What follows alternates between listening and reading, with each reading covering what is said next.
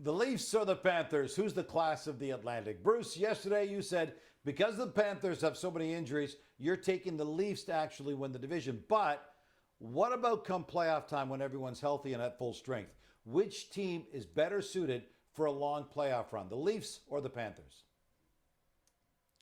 Well, it's a great question, Gino. And I'm assuming on this question that everybody's healthy on both teams when it comes to the playoffs. And if that's the case, I do think the Panthers are better suited. If I was a betting man, I would bet that the Panthers were better suited for a long run. A, they've been there before.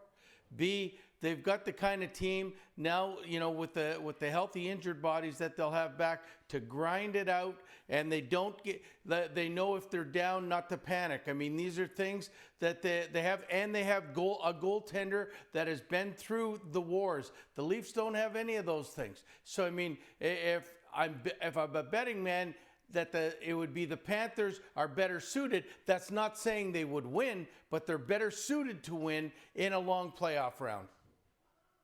I want to follow up on your phrase, been there before. Paul Maurice has got it easy, preaching to a team that's won it all, and he can call on that winning experience. For the majority of the gathering of this Leafs, the most playoff experience they have right now is in the handshake line. If you were behind the bench in Toronto, what message would you be sending to the players to help them take this next critical step?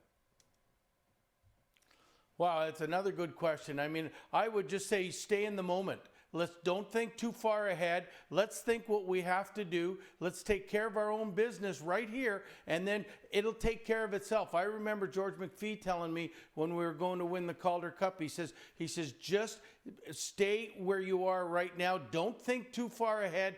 Don't think of the past of what's happened. Just stay in the moment right now. And if the Leafs stay in the moment and every game they play as if it's their last, they can have success. And at the end of the year, they'll just go, holy geez, look what we just accomplished. And I think that's what the Leafs are going to have to do when it comes playoff time this year.